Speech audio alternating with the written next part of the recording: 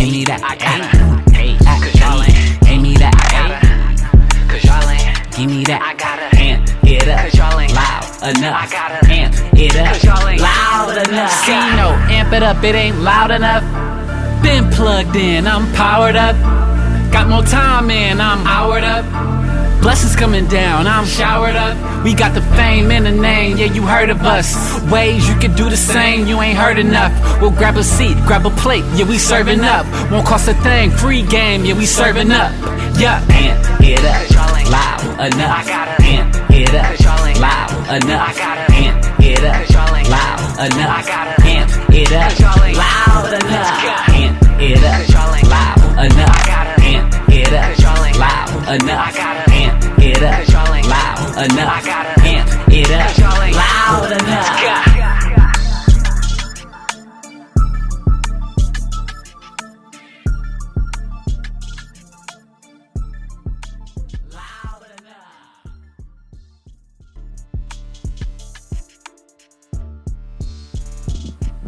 What's going on, everybody? It's your boy Chaz C. No Roper, and I am here with another edition to Amplifier. This is a special edition because we brought him back, y'all. This brother been all over the world, from Paris to wherever you can think of, Dubai, all over the world doing this music thing. But this brother started his career right here in Milwaukee, Wisconsin, making beats on PlayStation.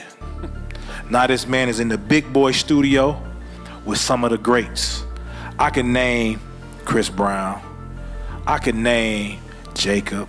I can name Wale. I can name Normani, who he just got a release on today. I can name Party Next Door. I can continue to go on. I can name so many people. We'd be here for the whole hour and a half naming people. So we're going to cut to the chase. This brother is welcomed to the Grammy-nomination club with your boy. I think he got more than me though, but that's how it's supposed to be. The younger generation is supposed to come up and be better than the next generation, and I'm proud of that. Want y'all help me show some love for none than Milwaukee's own, Mr. Bizness Boi. Y'all show some love. Appreciate y'all for real. Man, Biz, thank you for taking your time and flying in, man, for the big homie and doing this, man, because you got a lot of gems. I've been around your career for, I don't know how long you've been in the industry, but I've been around you for at least 80% of it. You know what I'm saying? So it's amazing to see everything that you have done, man. We are proud of you here in Milwaukee, bro. I definitely had to fly you in and show you some love, man. So thank you for coming out first and foremost, bro. Man, appreciate you, bro. Appreciate y'all for having me too. Absolutely, man. So listen, we want to start early. Some people don't know you, man, like I know you. So we want to walk back. We want to walk back to when you got this thing started, bro. So let's talk about Young Biz, man. Young Biz Boi. Let's talk about let's start middle school and work our way up. Middle school Bizness Boi, okay. Right? Andre. Let's go there before you was who you are. Talk to us about what got you started into wanting to get into producing music, bro.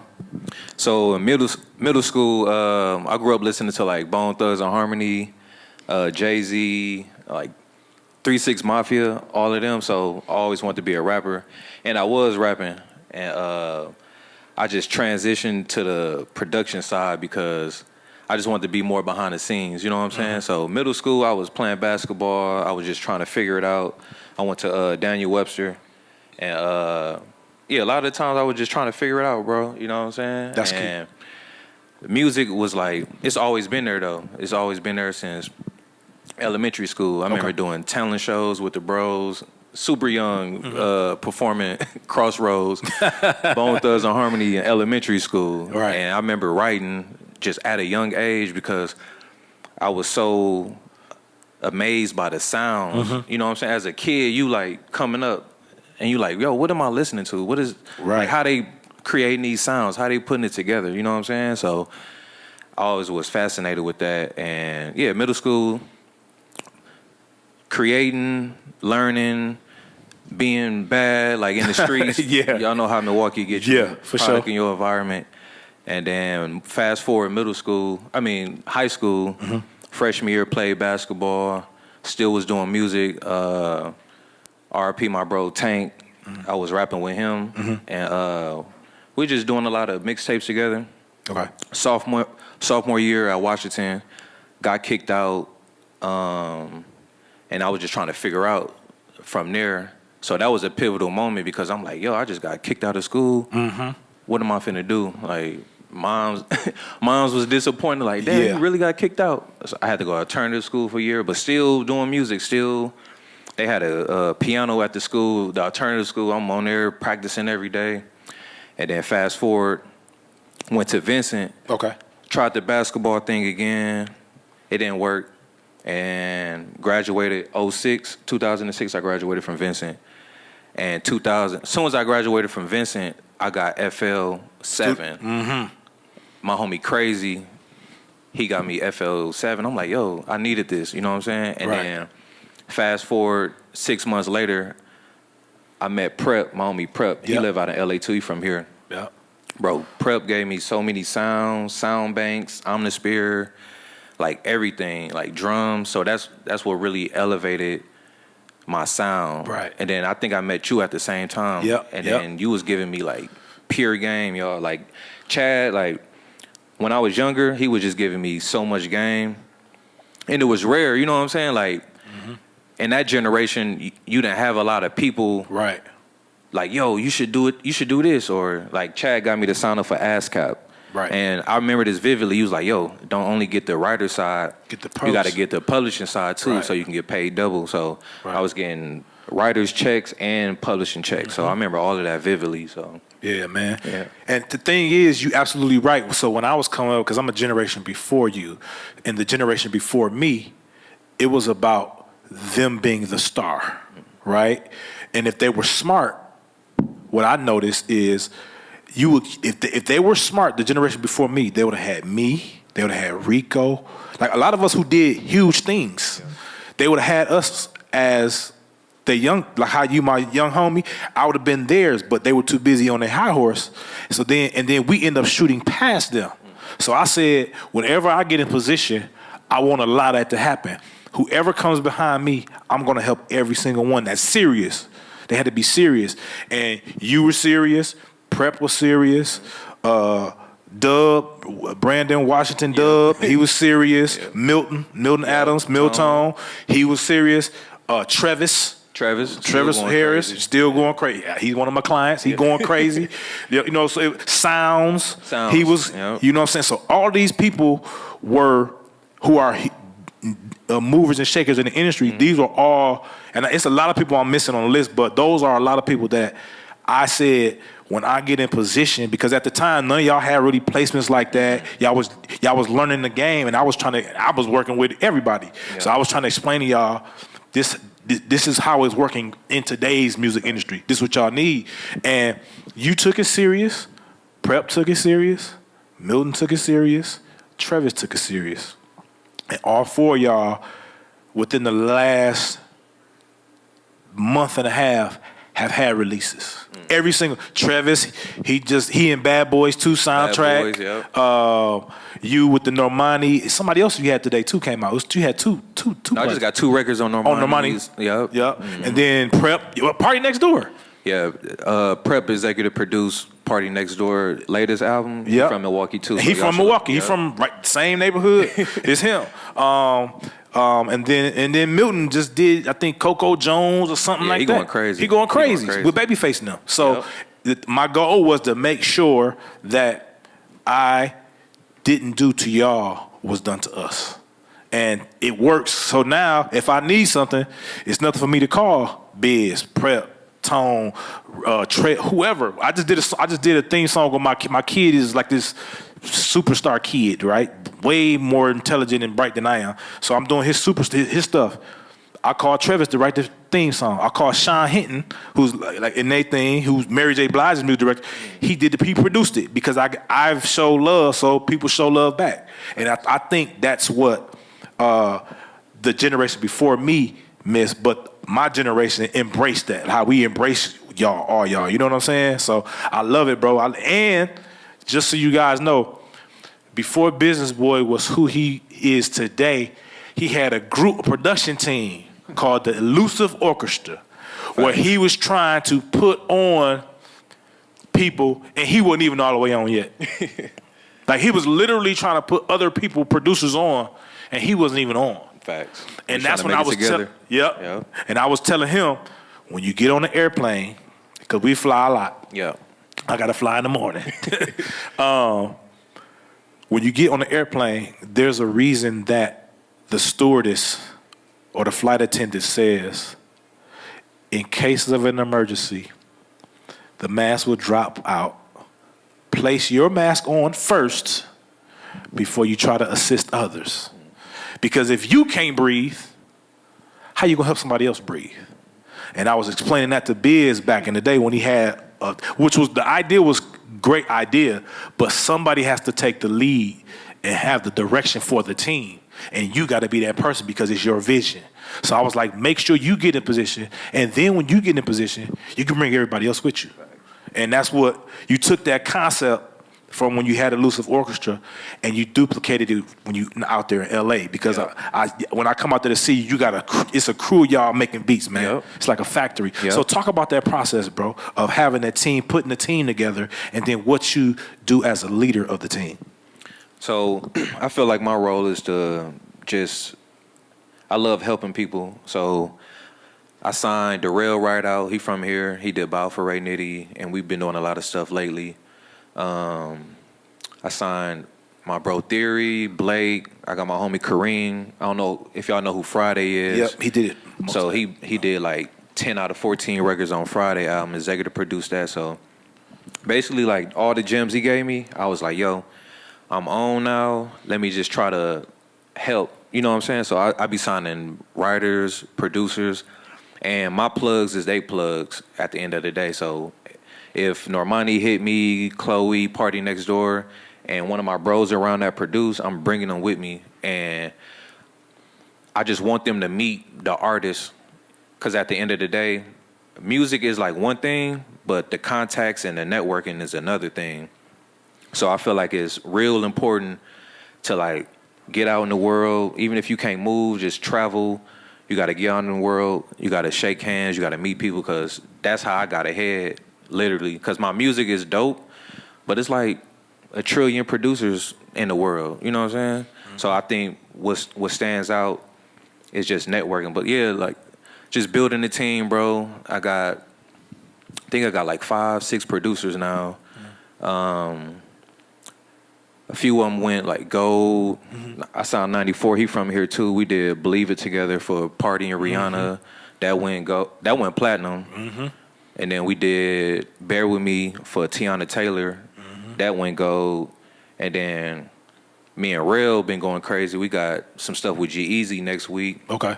We had Flo Millie. We was on Friday together. Me and Kareem. You know what I'm saying? Yeah. So everybody that's a part of the team, the same opportunities I get, they get. Whether they in New York, Milwaukee. So I'd be like, yo, you ain't in the city, but send me a pack. I'm about to pull up. I'm about to play my stuff. I'm about to play our collabs.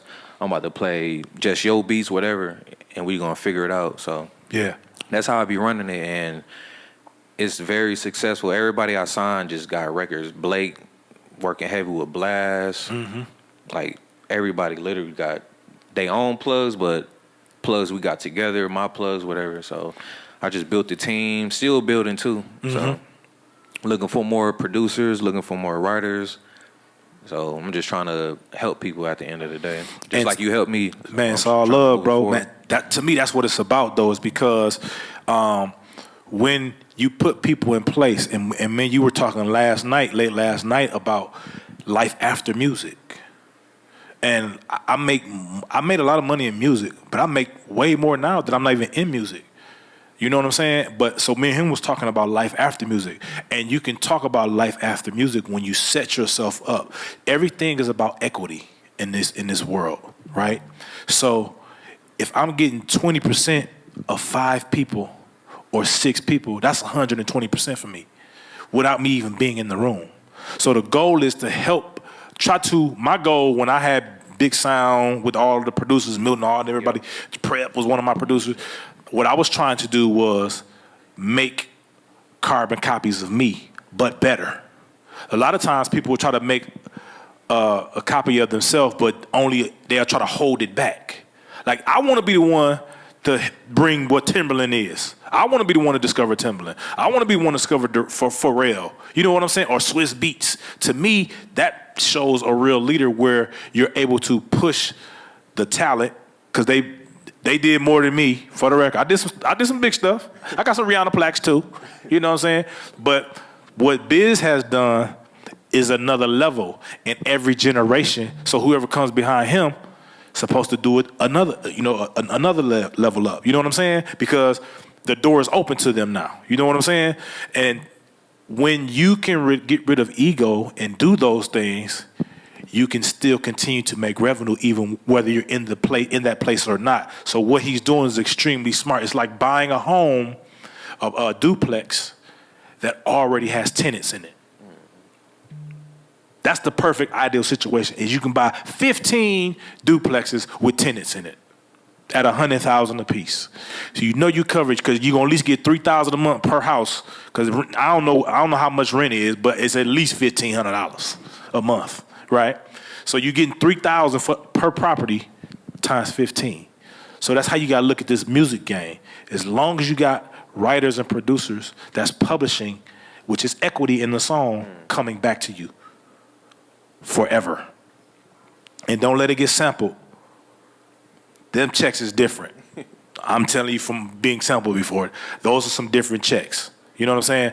So now, Biz, in your structure of your team, and I don't want to get too into the numbers because that's nobody's business, but like, I'll give you an example.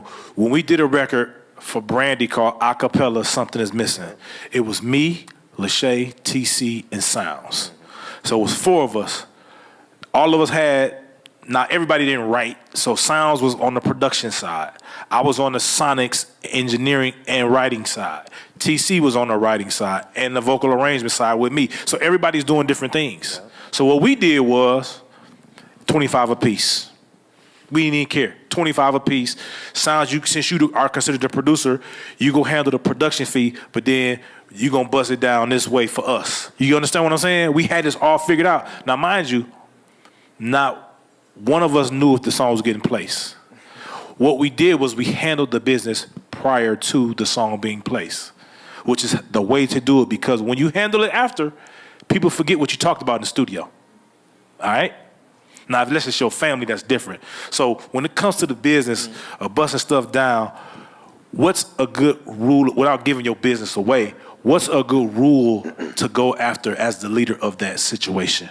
A lot of times when I get like records and placements and stuff, I put a group chat together, and everybody that's involved in that record, I'm like, yo, how y'all want to do this? And I'm busting it down even. I don't care if I got 1,000 number ones, whatever. Like, if you on a record with me, I'm going to treat you as an equal. Like, I don't ever want to just treat people, you know what I'm saying, look at them like lower, you know what I'm saying? So a few new producers, I got them big records, and Tory Lanez last stuff. It's a person that I worked with.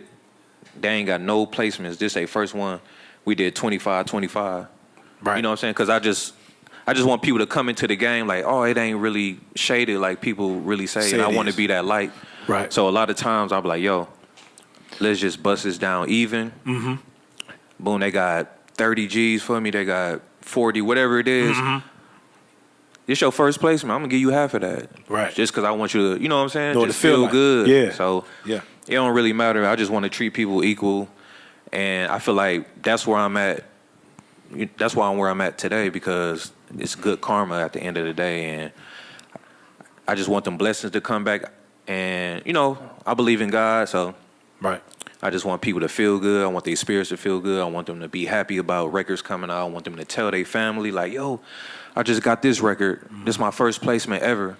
Mm-hmm. And, you know, I'm a part of that. I'm a part of somebody's story. You know what I'm saying? They're a part of my story. Absolutely. So that's how I do it, bro. It could be 5 producers. It might be me and the bros at the crib. Mm-hmm. We just kicking it, and then we get an idea. Boom, 10% each.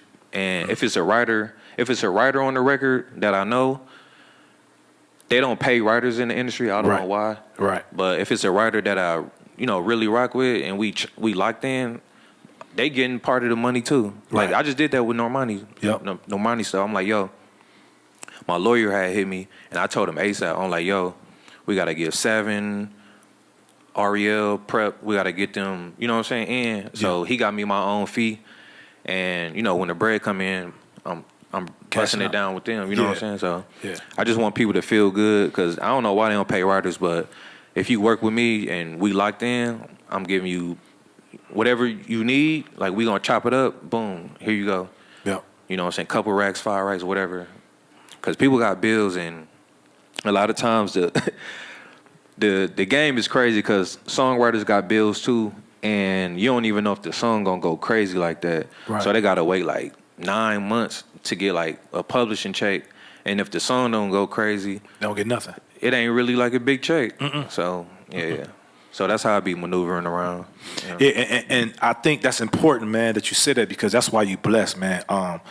That's how we work too. Yeah. We just bust it down because what it does is it's like owning a business, but you're the 100% owner, but you don't treat your employees as if that business is theirs.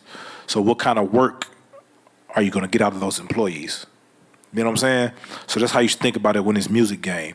When you have a team of people, if you spread the wealth evenly with everybody, and what it does is it creates, I like to call industry tentacles. Like, you know how octopus have tentacles?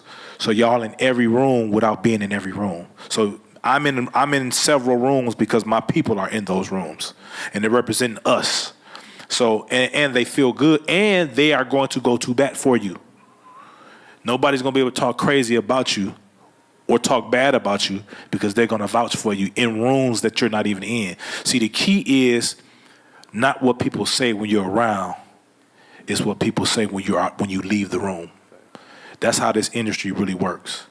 If you keep a clean face, if somebody tries to talk bad about you, people in the room are already going to know it has to be something wrong with them because that's not the kind of person you are.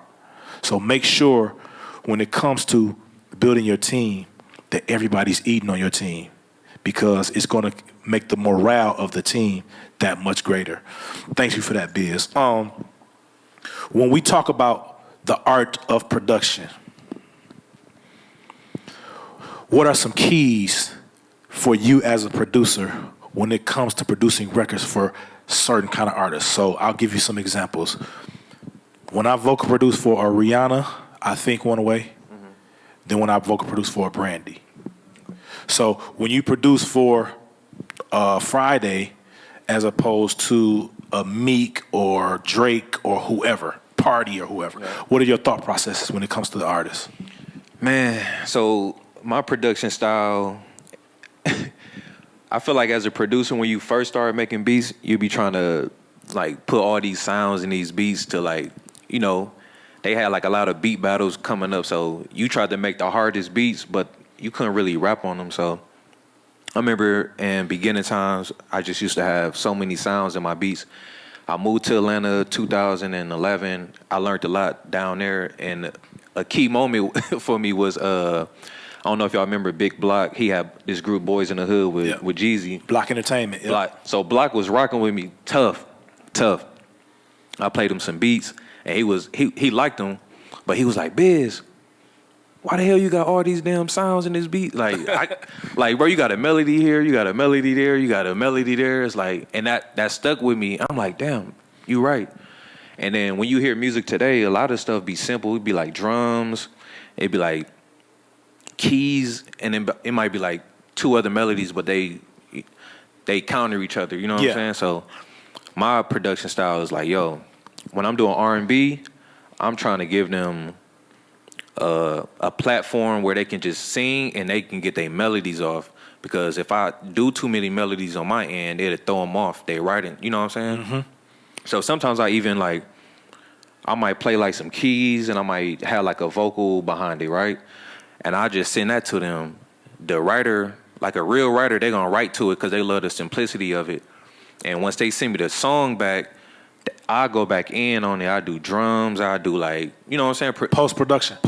I do it around the record. So a lot of times I do my stuff like that. Some people like a lot of stuff though, but that's like post production. But when I'm making beats, I'm like, yo, let me just keep it simple. And if they want some more production added, I can just always do. You know what I'm saying? So Absolutely. the Lil Baby record. The one with Friday? The one with Friday. So yeah. I did this Lil Baby record with Friday, right? And it's 2 versions of that beat, right? So the first version is Lil Baby drums, hard hi-hats, trap snares, and the Lil Baby takes Friday back like, yo, I want something super simple. Friday hit me. He called me on the phone like, yo, just do a kick, a rim shot, and like a perk. That's it. Then Friday had like... Hey, wait, stop right there. A perk. Explain that to people, because I know what you mean, but when people say perk in Milwaukee, they think something different. So explain what you mean by perk. It's just short for percussion. Percussion, yeah. So literally, like, Friday played the keys on Forever. I did the drums. Fortune did like some strings, but that's probably one of the most simple beats I did. Literally like percussion, rim shot, kick, and Lil Baby marked it like, cause Friday had got like 3 different versions. He was sending them to producers, but they let me know up front like, yo, Lil Baby, he want drums on this.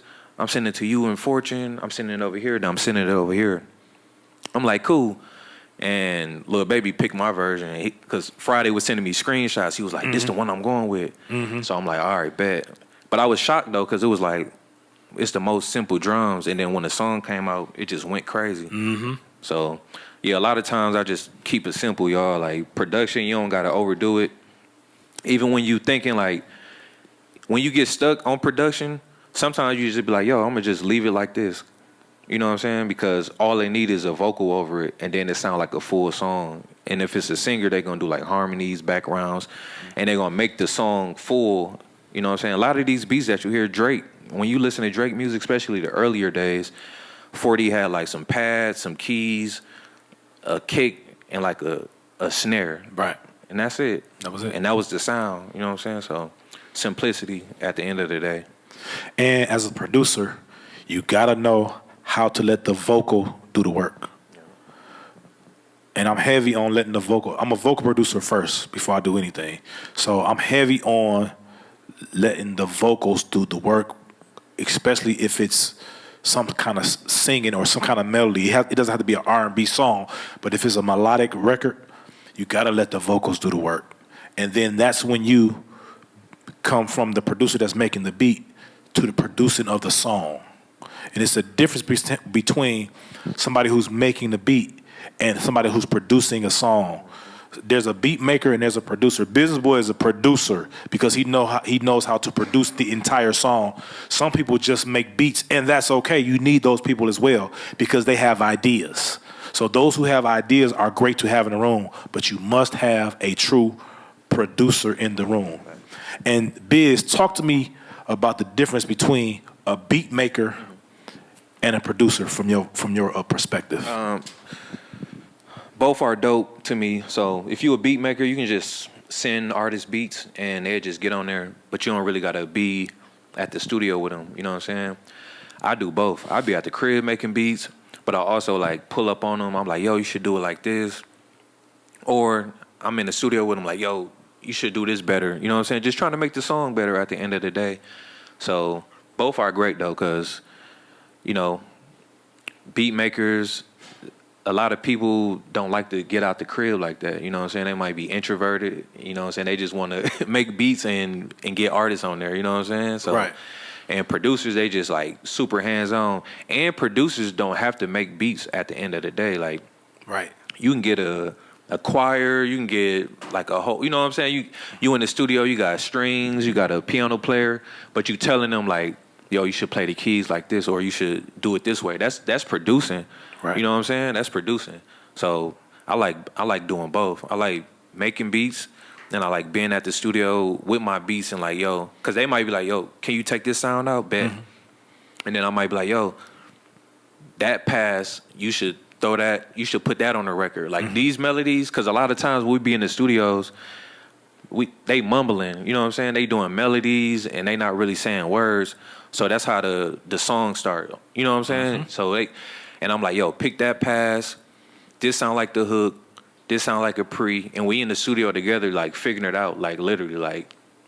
So a lot of times, that's how my workflow is, and just making sure the records come out good. The Normani stuff that came out today, I pulled up on Normani them like 2 times. Boom, we added some stuff. We took away some stuff. Even if I'm at the crib, Chloe Bailey sent me some stuff, right? So how me and her work, I send her the beats. She'd record to them. She'd send the song back with the acapella, and I throw the acapella back in FL Studio, and then now I got, you know what I'm saying? Now I can like get down and dirty. So I'm like, okay, let me take out the beat on this part, just let her vocals, you know what I'm saying? For like a good 2 bars, boom.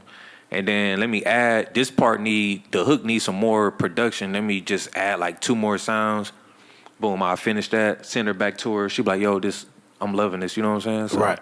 Yeah, the process is all different, but shout out to all the beat makers and producers, because I mess with both of them, you know what I'm saying? Absolutely. No matter what you do, as long as you productive, as long as you dope, it don't really matter, so. Right, and I wasn't saying it as one is better than the other. Yeah, I was just saying it so that you guys can understand the difference.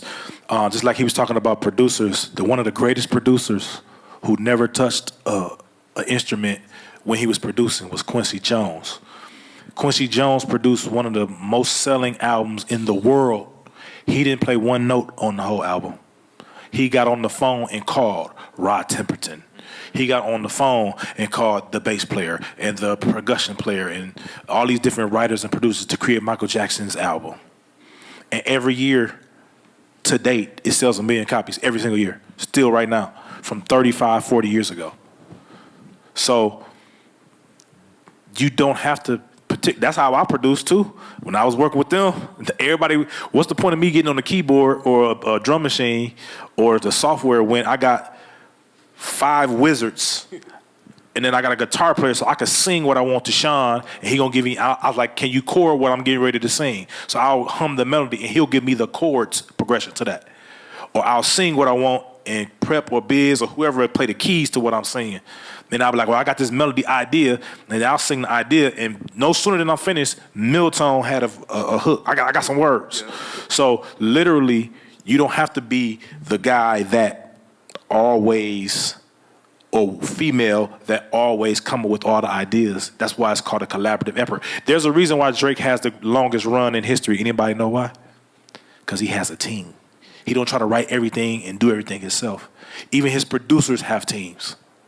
That's why he has the longest running run in history right now, because it's not just him with one thing. Another person that's good at that is Kanye West. You look at Kanye, go look at Kanye West's credits. It'd be 37 people on the song. And you literally can get publishing on with Kanye. My partner was just at the studio, and he was like, what you think? He's like, I think you should change this and put this over here and say this instead. Next, he didn't think nothing else about it.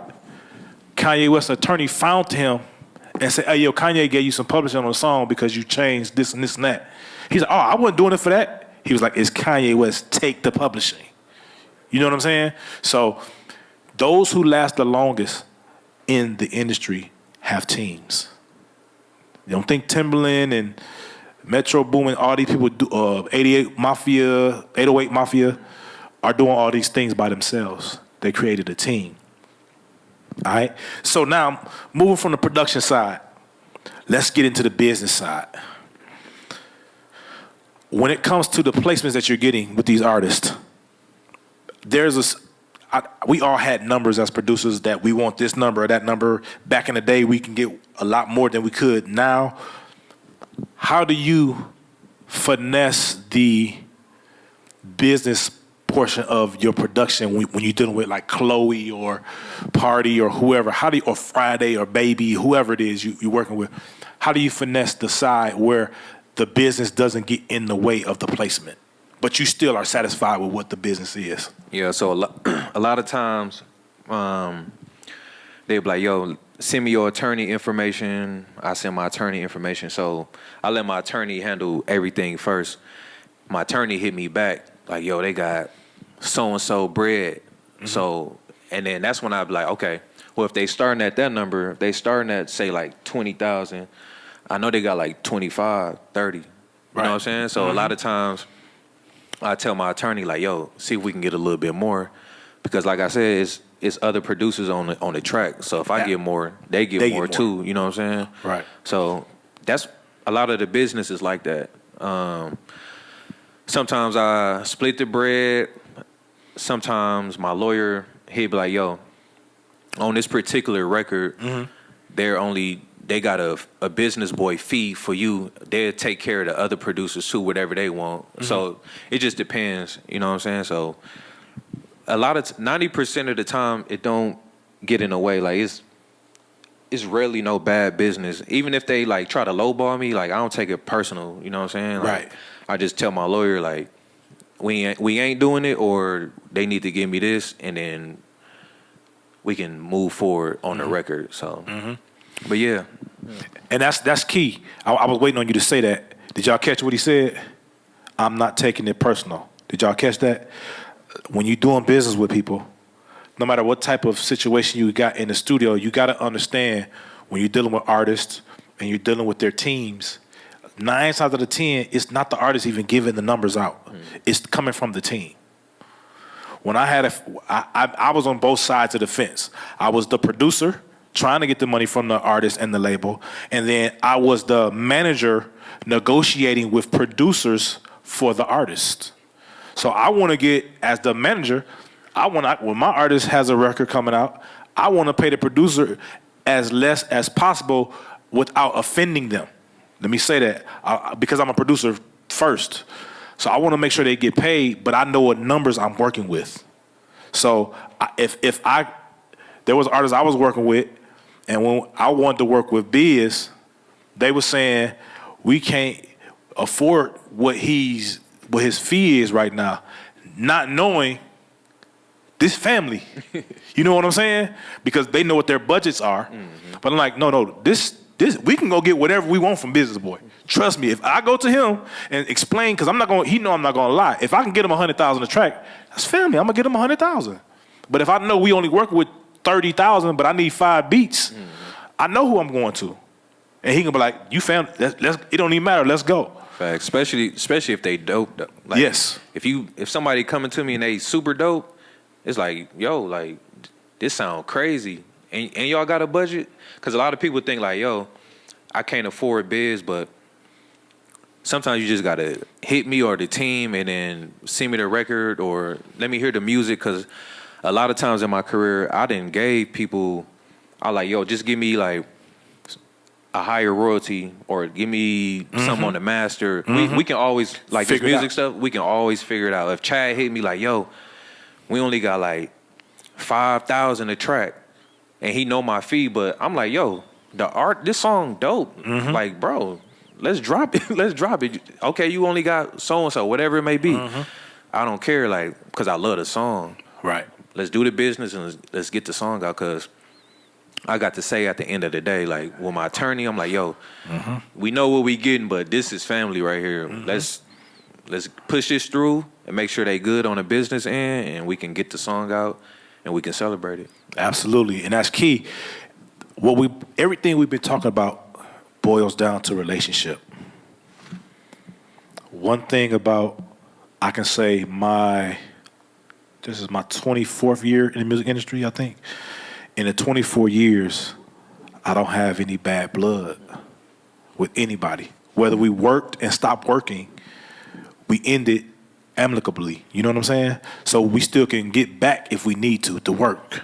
So you got to make sure that relationships that you build are built strong in the beginning.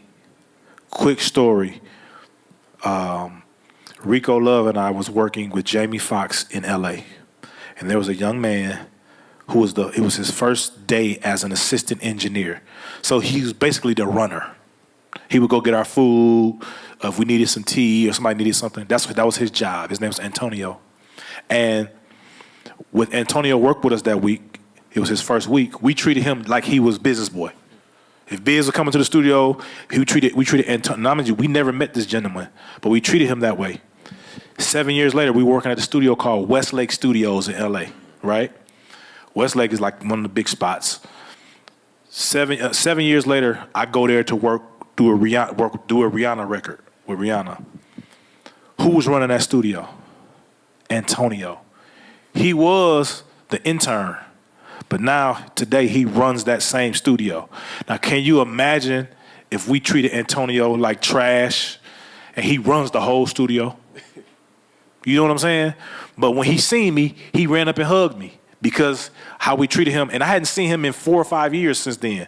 But he wanted to thank me for treating him so well. And that because the way I used to say to us is treat the janitor like the CEO because they just might be one day.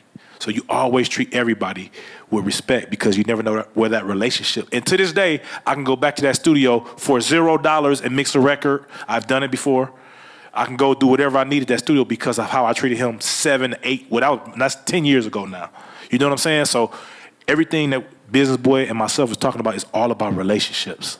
It's a lot of people in the room today because of some kind of relationship or some kind of something that they've felt from the screen, whether you know either one of us like personally or not, but there was something from either myself or him, probably more so him, that the room is filled today because of how I know how Bizness Boi is. If you DM him and he see it, and then he see you from Milwaukee, it's a wrap. I tell somebody, I won't do business with Bizness Boi, tell him you from Milwaukee, you know you from Detroit. Because one thing he gonna do, he gonna show Milwaukee some love. He gonna put Milwaukee on his back wherever I don't care what city we in, he always like that. So in that relationship building, Biz, and notice he said he allowed his team to handle the business because what it did was it removed him from the personal feelings of the business. It was just business. A lot of times we make bad business decisions because we let our personal emotions get in the way. All right? That's a huge thing. Never make decisions when you got personal emotions involved when it comes to business. So now, you're in a great position, Biz. I remember when you closed one of your big pub deals back in the day, and you were talking about immediately, you didn't say what car I'm going to buy, how many necklaces I'm going to buy, all the goofy stuff. The question you said to me is, I'm about to invest. I need to find some stuff to invest in. Where can I put my money? Let's talk about that part. Because that's the part that's never talked about. It's the diamonds are talked about, all this other crazy stuff is talked about. But what are some things you looking to invest in or have invested in to continue to have your money make money for you? First things first is y'all know how real estate is always going to be there. So I made my first $1 million. I bought a crib ASAP. And I had bought a truck. Y'all remember in like 2020, 2021, everybody wanted a truck. Mm-hmm. And it was saturated as hell, but I still got into business. And I did it with my cousin, Mondo. So I had bought a truck. It was like 60 bands. And Mondo and his business partner was running the truck, right? Yep. So I had a certain percentage that I get. Mm-hmm. And I can just sit back and get a percentage off of it. And they send it to me. You got the money.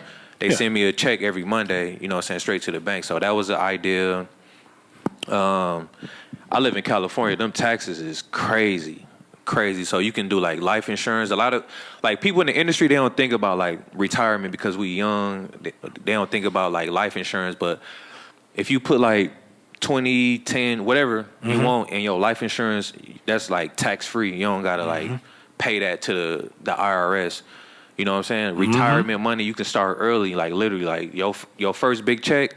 Because I feel like you should invest because that's forever money. You know what I'm saying? You don't got to do like the watches and stuff ASAP because it's always going to be there. It's going to be like a 2025 version of that. The car you want is always going to be there. So like, I mean, when you get your first check, you're going to get some stuff that you know what I'm saying? A little bit, yeah. Just don't go crazy. Just don't go crazy. You're going to get, nigga, I'm from Milwaukee, so I got some Cardis ASAP. I'm like, bro, growing up in Milwaukee, I'm like, man, I was too broke to get some Cartiers. You know what I'm saying? Like Right. when I first started making like real money in the business, I'm like, yo, I got to get some Cartis.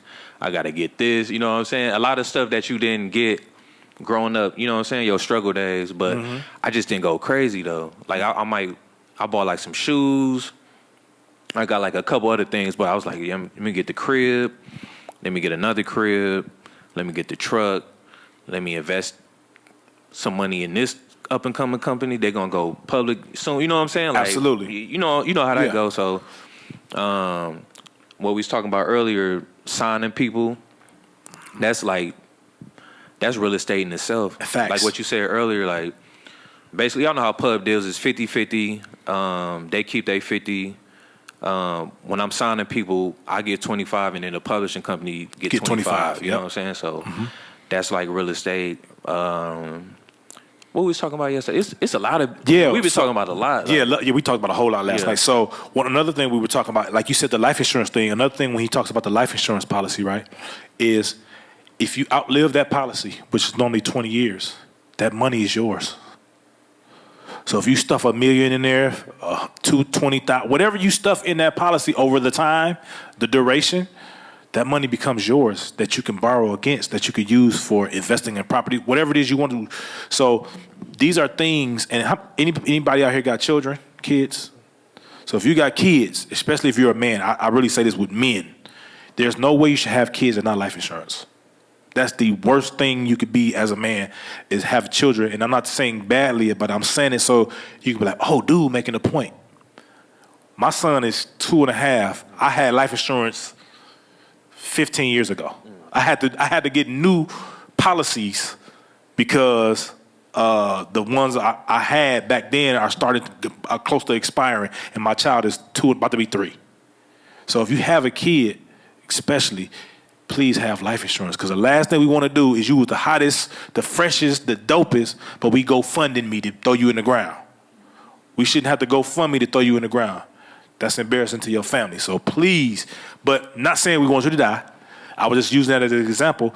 Most people outlive their life insurance. So when they do that, that money is available. That money does not vanish. It's your money.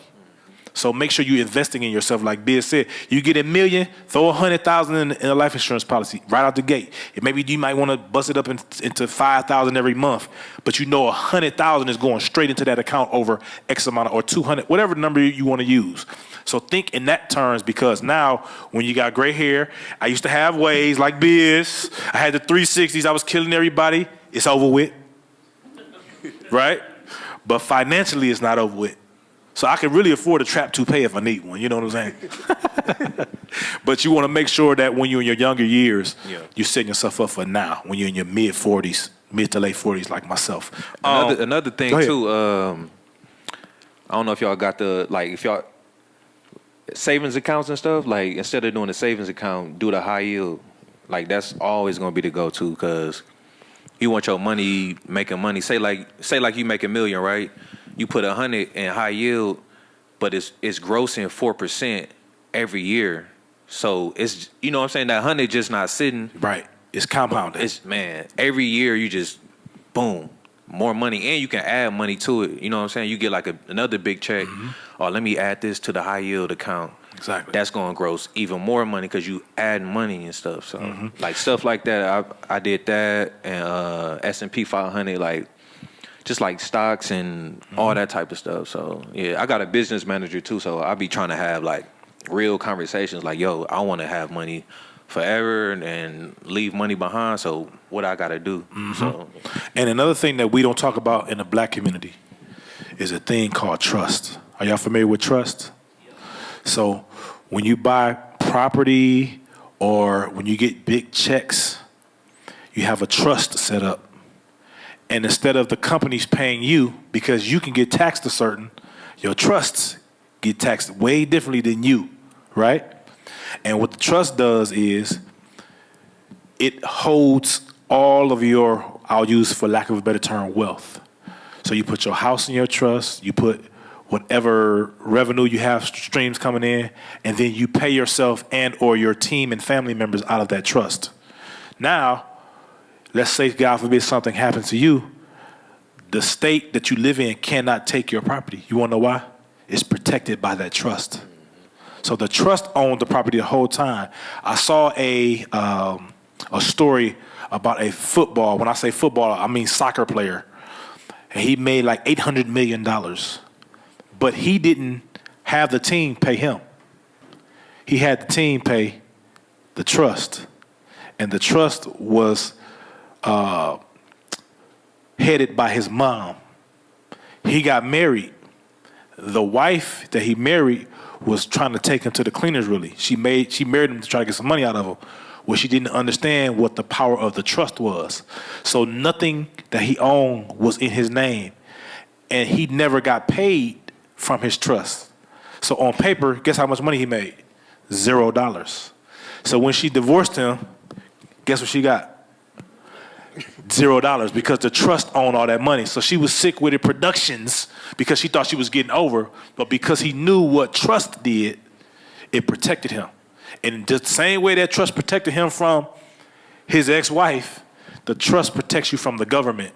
And no bigger gangsters than the IRS. You hear me? Y'all think the Bloods and Crips and the GDs and all that from around here, they ain't got nothing on the IRS. They run from the IRS, trust me. All right? So make sure you understand the process and what it takes to have trust. They cost about maybe $5,000. You can set up a trust for $5,000. So that's something you want to look into, especially all those who are here owning properties and things like that. Put it in your business name. Leave your name out of your government name, out of everything you can, if you can. So now that we touched wealth, we touched production, let's talk about balance.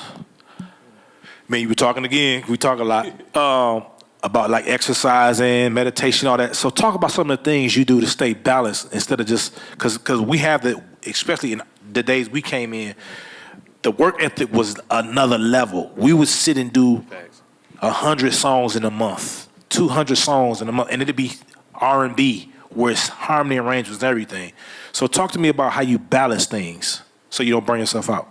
Man, so in the beginning days, I used to do like 3 sessions a day sometimes, and I kind of calmed down from it just off the success. You know what I'm saying? I don't gotta like work super hard. I'm just working smarter now. So a lot of times I'll be at the crib meditating.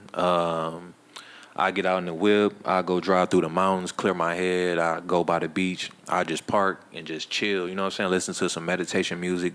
Listen to a new album that just came out. Just chill. You know what I'm saying? So I just try to do like just regular stuff, and I don't always want to think about music. I don't always want to do music. You know what I'm saying? Sometimes I just want to.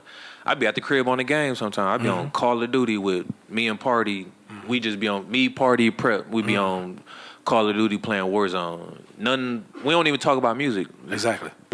We don't talk about music at all, and it's just an escape from music. So when I'm locked in, but sometimes I want to kick it with family. I want to kick it with friends, or let's go to this party, let's go to that party. So a lot of times how I balance it is just meditation for 10 minutes, 15 minutes, clear my head, get the energy right. So whenever it's like, you know how the music industry, something weird happens, you more balanced to handle it, and you're not making like a rational decision, emotional decision, and you might burn the bridge, or you might read something the wrong way. You know what I'm saying? So meditation be helping me a lot. And sometimes, like you just don't want to burn the bridge. You always want to be calm. You always want to like we're not perfect. So I'm not saying the meditation gonna make you perfect, but you just want to be balanced enough to think before you react. You know what? Maybe I'm reading this the wrong way. Let me call him real quick, or let me call her real quick. Let me make sure we're on the same page. You know what I'm saying? Business wise or whatever. So that's why I do like the meditations. I work out damn near every day. I might take like a day off during the week. I do like a 5K run. I do 3 miles a day. I lift and do like push-ups, and then I call it a day just to keep you know what I'm saying? I'm getting older. Yeah. We all getting older, so we gotta keep our bodies right, inside and out. So I do that, and the working out that helps a lot. You know what I'm saying? Like stress reliever, But yeah, that's how I balance it. Working out, meditation, driving through the mountains, just getting in the car. Y'all know how it is.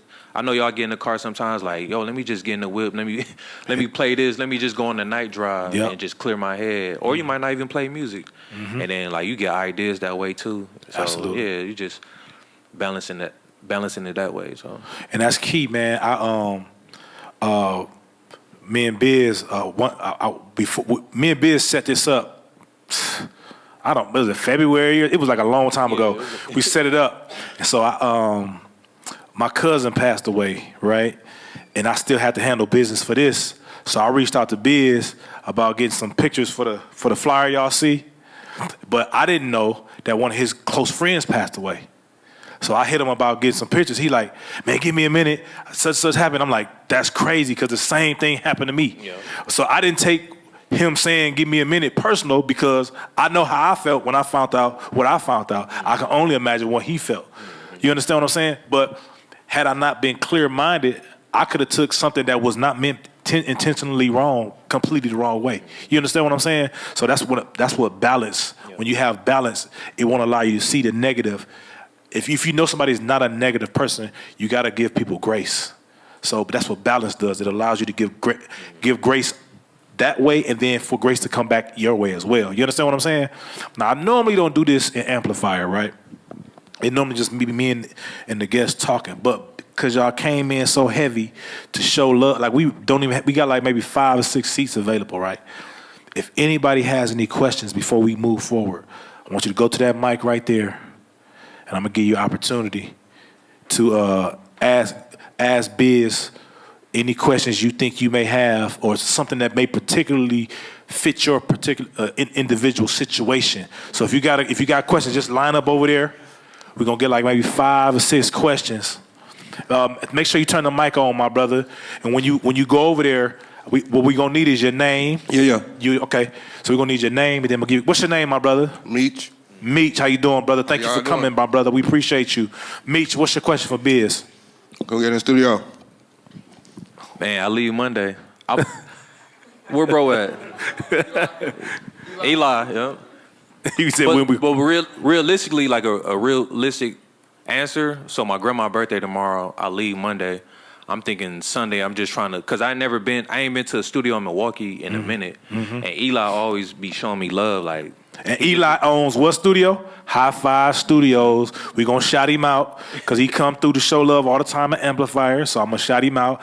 He not sponsoring this. This is just me literally showing genuine love. He always show love to me whether it's little baby call me trying to get in the studio, whether it's whoever that's in the city, I always send him to him because he shows love all the time. So Eli owns High Five Studio. Go ahead. Yeah, shout out to Eli. Shout out to Meech too, cause I came up with Meech. It was me, Darrell, Meech and Drees. Like, them was the good days. You know what I'm saying? And Meech always been cool. He always been humble. He always just been like a workaholic.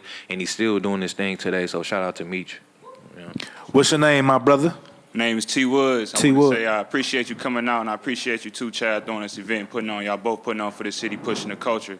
My question is, as an up-and-coming producer from the city, when you were like in our position, did you find it better to have like direct contact with the artist to like sell beats and connect, or did you find like a more so better way of like telling people like, hey, I got a beat store, or I have a website for my beats? Like, which version for you personally was It's better? crazy because I used to have a beat store, and I was like, man, I'm making like $20 a beat, right? They was like leases, right?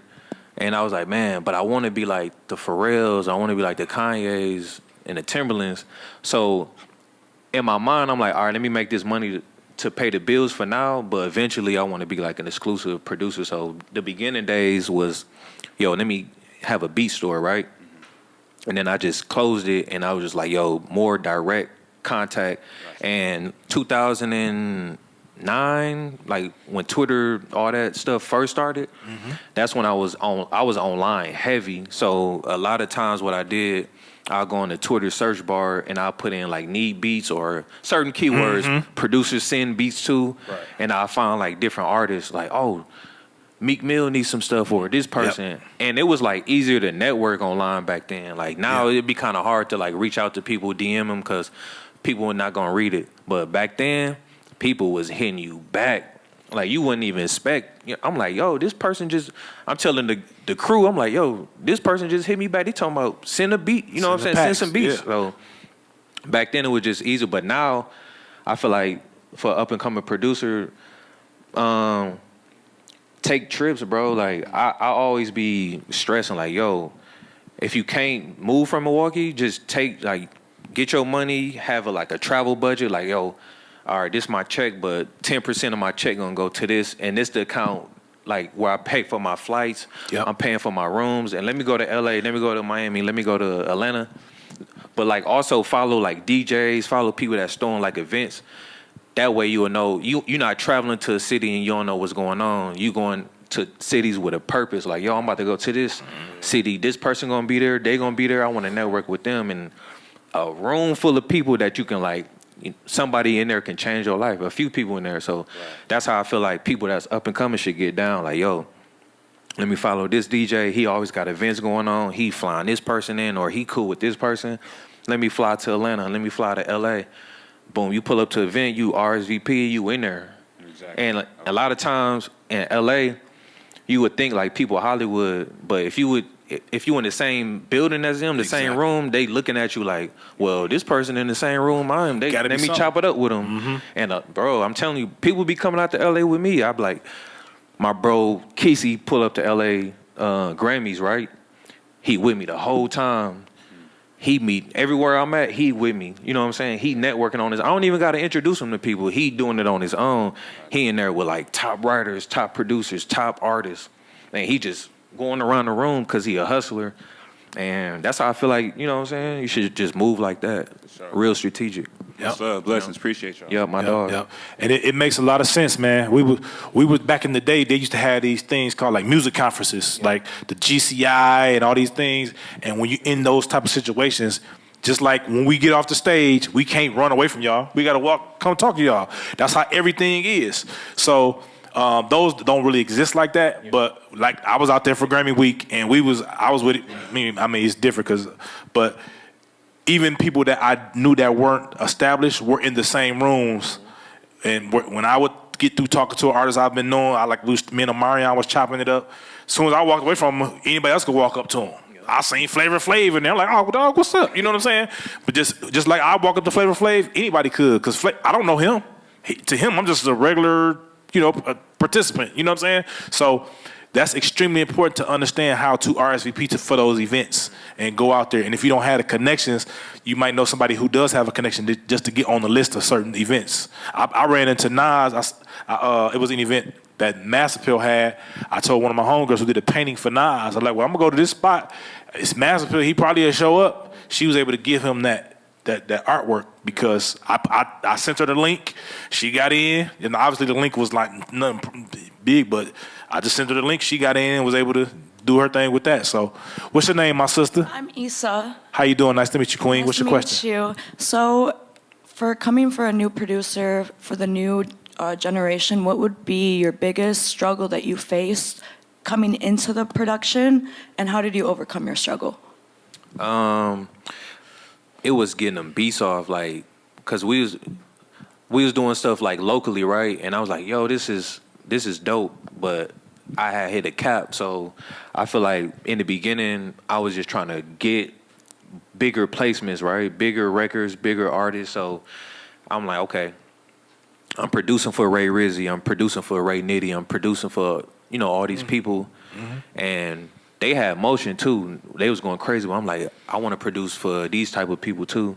So that's when I moved to Atlanta 2011. So I was just like, yo, I got to go where the money at the end of the day. I got to go where people at. Mm-hmm. You know what I'm saying? People, the hot spots is New York, LA, Miami, ATL. You know what I'm saying? So I feel like people from here got super, super talent. People just got to move around more. And I feel like in this generation, they are. Because in our generation, it wasn't really like that. Mm-hmm. But I feel like this generation is more like, I see like Chicken moving. I see JP on, you know what I'm saying? He doing this content. Big Frank doing that. Lakia doing that. You know what I'm saying? Yep. People just going crazy because they just moving around. But right. back to your question, just really just maneuvering around and just trying to network. At the end of the day, your network is your net worth. So if I was you, you make beats? I'm a photographer, but I want to become a producer, so I'm learning. Most definitely. So you have a MacBook or you got a computer, right? So get Logic, FL, yeah. Reason, Ableton, get any one of those, and I already got like a Dropbox link. If you're trying to make beats today, I got a Dropbox link with people that like in these situations, like they like, yo, I need some sounds. I got like drums already like in my Dropbox that I send to people. It got like BWB, Kiss, Hard. You know what I'm saying? It's like all the stuff that Boy Wonder or Foreign Tech, all these big producers, Hit Boy, these got the same sounds that's in, you know what I'm saying, that they use. And so if you want to start making beats, download FL and we'll connect. When we get done, I'll just shoot you like a Dropbox link. It got like hella like drum loops, drum kits, all that. So just to get started. And then after that, once you watch some tutorials on how to, you got to master the DAW, you know what I'm saying? And the DAW is, for those who don't know, I know, but it's basically like the software. The software, like what you make beats in. So go on YouTube, watch some tutorials, and master what you're working on, and then you can just like if you put that time in, you put in that 10,000 hours, you're gonna be successful if you're moving right. You know what I'm saying? So and use your camera to your advantage. Your camera will get you in the rooms that other things can't. So make sure you use your camera to your advantage. Everybody need a photographer. All these artists y'all see, they got a photographer, videographer. Man, because this the content era. Yep. Like Instagram, Twitter, everybody. You see everybody posting. They be posting more pictures than music sometimes. Facts. You be like, damn, this motherfucker, they model now? Or, right. Or they do music. You know right. what I'm saying? Yeah. And he's telling it right. Content is king. When I do amplifier, I don't care if it's one person in the room. Not saying I ain't appreciative that all y'all came, but I do this for the content. Because when y'all leave, it's over with. But this gonna live online forever. So content is extremely important. Content is kind of like a calling card for you, so to speak. So make sure you take that. I only do this to make sure that I'm able to give people information. Whether it's in-person information or online information. That's my only reason that I'm do this, because I want to make sure I continue to educate and give people things that I never got the opportunity to. We didn't have the opportunity to talk to a Bizness Boi or a Brian Michael Cox or a Rico Love. We didn't have that opportunity. We had to meet them people or lock in with them people or become cool with them people. Then we start doing it. So I'm trying to do something. Everything that I do is intentional. I do it because I wish I had it. I thank God I made it, but there was a bunch of me's that didn't make it because of what we didn't have. So I'm trying to extend that olive branch. Now it's up to the city to grab a hold of that olive branch and take advantage of it. Because I know Bizness Boi, if he gonna come in here and talk to you, he gonna talk to you down there too. And it's gonna be a connection. If you serious about it, he really gonna help you. Because he come from the school of helping people. Because that's how I was.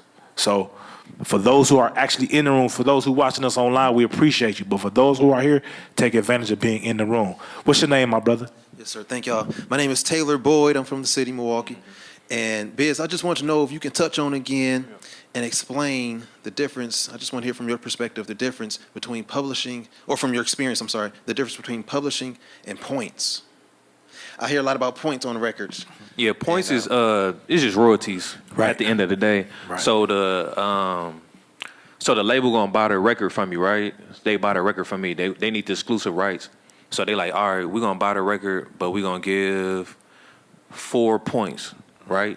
So the points is just royalties. So that's a check in itself. So if some go to radio and they go crazy, you're gonna see a nice royalty check. You know what I'm saying?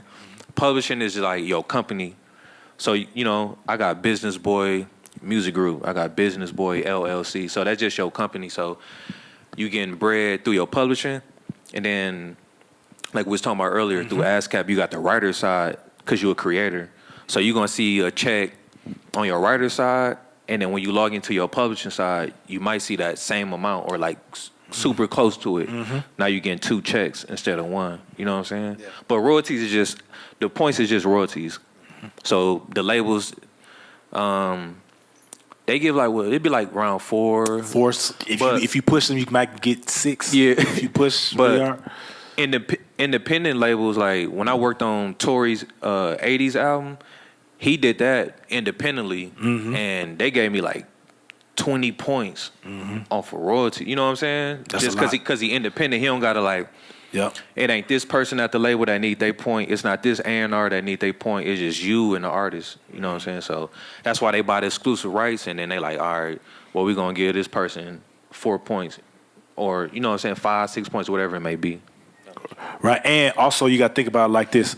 Like I was explaining, like before he started, when he was in the beginning, I was explaining to him to join ASCAP, BMI, or CSAC and create a publishing company. Because when you do a publishing deal, you're only doing a deal with the publisher and the publishing side. The writer side is yours. So if Bizness Boi produces a song and I write it, he owns 50, I own 50.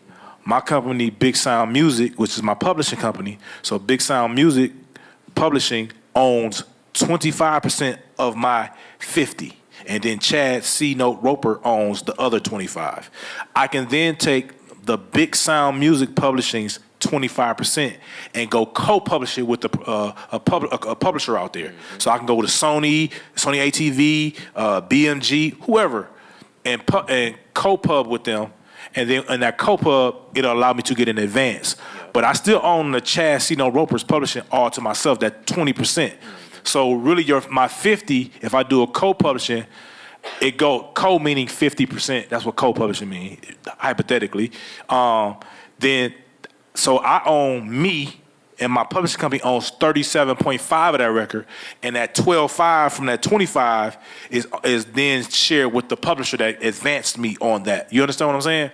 So that's why it's always, when you do business, and this goes even in the regular world, not just music, you always treat your business or your company separate from yourself.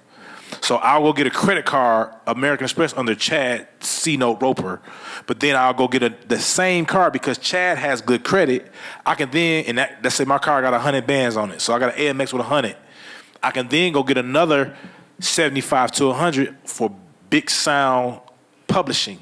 So now instead of having $100,000, I got $200,000 worth of credit. That's why you treat everything separate. It works the same way in music.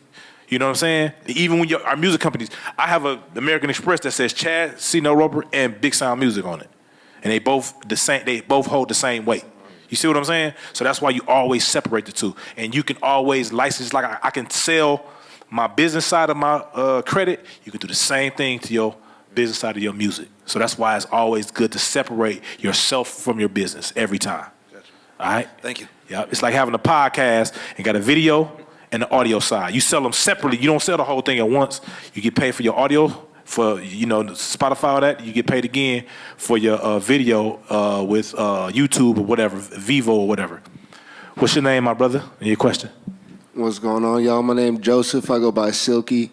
And I run a lot of youth programming in hip-hop, so definitely need that Dropbox. We doing some production game. And just tapping in briefly, I know you said that writers actually often don't get recognized. And I'm just curious, what percentage, if you are a songwriter, that you should be looking for? Because I really got that sauce myself, low-key, on love. For a writer, if you write the whole record, you get 50% of the record off top. But like if you say like you write for like Normani or Chris Brown, Chris gonna want, he ain't even write the record, but he gonna need his 10. You know what I'm saying? He gonna need his 15, whatever it may be. So like you will write the record, but you like, yo, I'd rather, I give Chris whatever. You know what I'm saying? This is a Chris Brown placement. Let me give him 10%, and then I keep my 40. So that's the way. But songwriters get recognized, but I just feel like it's like tougher. You know what I'm saying? Because they give producer fees, right? It's not a songwriting fee. You know what I'm saying? That's why like songwriters got to build with like the producers, and like what he was saying earlier, y'all bust the bread down, because a lot of times I get a lot of records because the songwriters, like my beats is dope, but what they wrote to the beat sold the song to the artist. So it's like, yo, I gotta get you in on the, you know what I'm Facts. saying? Like, I Absolutely. gotta get you some bread. They got bills too. So like, let me get you some bread. But it just, I know some of the top writers, Nisha, Jazzy, Derek, Milano, Stara, you know what I'm saying? Those type of they build up to where they get fees now. Like they like, I ain't going in the room unless I get X. Yeah, Yep. you know what I'm saying? Yep. So everything is just building up to that point. But in the beginning, it's kind of like tough. But you can build to that point where it's like, yo, I need this for the record. I need this to come in the studio. And you just build to that point. You know what I'm saying? And people going to respect it. They got to respect it because you out here just killing. You know what I'm saying? So. And that's true, man. Rico, that's like my brother. If it's not me asking for a favor or somebody know, you know what I'm saying, you got to pay to get just to even walk in the studio right out the gate. You know what I mean? So, and the way that, and also I'll say this as songwriters, as you become songwriters and blow up, make sure you take care of your team. Because there was a point when I was working with Rico, he would write every single line of the song, but I was cutting all the vocals on the artist. So if it was, I don't know, it was Pleasure. We did Boyfriend Number 2 with Pleasure P. I don't know how many years ago. Rico will write the song, and I'll sit in there and cut Pleasure. Me and Pleasure are sitting there and record the song. So I'm vocal producing, or whoever the artist may be. And what they would do is, him and the producer would take publishing from themselves and give it to me for vocal producing the record. So they would show me love because the record wouldn't have came out the same way had I not have vocal produced it. You understand what I'm saying? The vocal producer was just as important as the writer, you know, because without the right arrangement, the record's gonna be garbage. You know what I'm saying? Vocal producers are so needed that there were records. I remember when Jacob, this was before he was acting on the Shy and all that stuff. Well, when Jacob, he was signed to, I think, Jive at the time. Wayne Williams he would go to different cities and cut records, but the records wouldn't come out like how he would record with me. So they just start flying everywhere he went. Like, we worked with R. Kelly before all the drama, of course, but we worked with R. Kelly, and they flew me. R. Kelly said, who vocal produces him? He need to be here. So we was in the studio with R. Kelly. Now, mind you, R. Kelly got hits. He don't need me, but he knew that to get the sound out of Jacob that was needed, he needed to be comfortable, and his vocal producer needed to be there. So R. Kelly wrote the whole song and demoed it, but then I cut the entire record on Jacob while R. Kelly just sat there and chilled. So make sure you take care of your vocal producers as well. You know what I'm saying? And a lot of engineers become vocal. But I was a vocal producer first, and I became an engineer because I didn't like how people was mixing my stuff. So I just learned on my own and just had a gift in it. But most engineers are vocal producers as well, because they'll be telling you, like TK, he'll sit there and be like, now do that again. You ain't giving me enough. Like, certain engineer, they be engineering, they know how to engineer, but they are, Jonte is the same way as well. He'll tell you what's wrong, and these are younger cats, you know what I'm saying, that's in the game, that's dope. But they'll tell you, they just not sitting there engineering, getting $100 an hour from you. They actually guiding you through your record. They telling you when you flat, put this harmony here, put this ad-lib there. You know what I mean? Those are the kind of people you want to work with because they care about the music just as much as you do. I know Eli do the same thing as well over there at High Five. You know what I'm saying? What's your name, Queen? Hi, my name is Brittany. I'm born and raised in Milwaukee, Wisconsin. And I have a comment, more so. Yes. It touches on when you were talking about kind of the way that you treat people. So years and years ago, a really long time, Chad, I got your information from a really dope singer named Franny. And so I had you master some tracks for me. Yes. And at the end of it, I was like, why this don't sound like yours?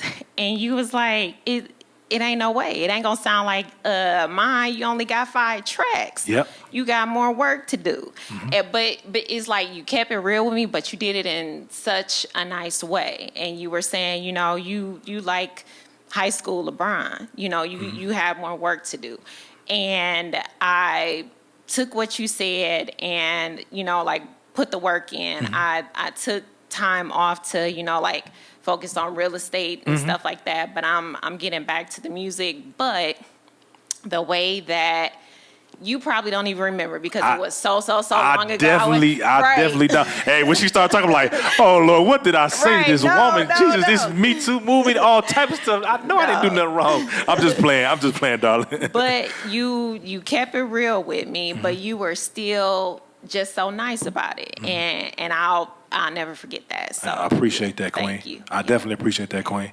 See, I'm not a bad guy. I normally get a stick because what this Queen just said is, I'm going to tell you the truth because I would be doing you a disservice to lie to you. You know what I'm saying? And then you paying me to do a service, but I'm telling you one thing. So had I just mastered her stuff and to let it go, but if I'm mastering it, I'm not telling you why it's not where it need to be. I'm doing you a disservice for $100 or whatever it is. It's not even like no life. It's not like you give me $20 million to do something. So I owe you honesty, and we owe each other honesty. And I think as long as we're honest with one another, there are plenty songs on my computer to this day on my hard drive that are trash. That I did, by the way, me. It's garbage, the worst ever. And I'm singing on them, sucking, sounding terrible, the worst. But that's a part of the growth process. You know what I'm saying? So I appreciate that, Queen. I really do. You know what I'm saying? Biz, on the way out the door, man, because we got to go watch the NBA Finals, by the way. No, I was just playing. But on the way out the door, what words of encouragement? Because these are the same people who walk the same streets we walked. Music has taken me to I was going to Santorini before it was a song about it. You know, I was in music camps over in England, way before, at Johannesburg, all over the world, bruh. And I grew up on 16th, the capital, right up, not too far from you. I went to Rufus King High School. So what kind of words of encouragement do you have for him, bro? To like, you really got to put that work in. Like, whatever you do is somebody else doing it. So you got to like go 10 times harder. Like, for real, that's a real thing. You got to put in them 10,000 hours. You got to go crazy. You got to outwork people, and you got to outwork the people that's already at the top. You know what I'm saying? So that's one. Two, I'm gonna stress this again. Travel as much as y'all can, please. Like, hit these hot spots. Y'all gonna meet some people. Like, just figure it out. Do y'all research, see what's popping, see what people pulling up to, and get y'all networking in, because that's what's gonna elevate y'all. It's gonna be all music. It's gonna be whatever you do in life. That's one thing, but I'm telling y'all, the reason I made it is because I network with so many people and I got their contacts, and I'm just like, I feel like people from Milwaukee just, like, we just got a certain energy, you know what I'm saying? Like, if you like the player type, you're gonna be cool. Like, whatever city you go to, New York, like, people they gonna rock with a Milwaukee person because we just different. Like, yep. And everybody says that in the industry. They're like, yo, you the first Milwaukee person I met. Boom. As soon as they meet me, they meet 20 more Milwaukee people. They like, no, I rock with y'all. Wale said every time I meet with them, like, bro, I just love y'all Milwaukee people, bro. Like, so use that energy that we got, because we one of a kind. I tell people that, like, that's why I always rep. I'd be in London, nigga, with a Bucks jersey on. You know what I'm saying? I don't care. Like, I'm Milwaukee'd out, like, because in our generation, like, we ain't had too many people just representing the city like that. You know what I'm saying? So that's why I let people know, like I'm from Milwaukee. I'm proud. And people behind the scenes, I do a lot of work. I'm like, they be like, yo, who popping in Milwaukee? And I be like, yo, you should look up these people on the production side, these artists, and, you know, just figure it out. And then another key is traveling.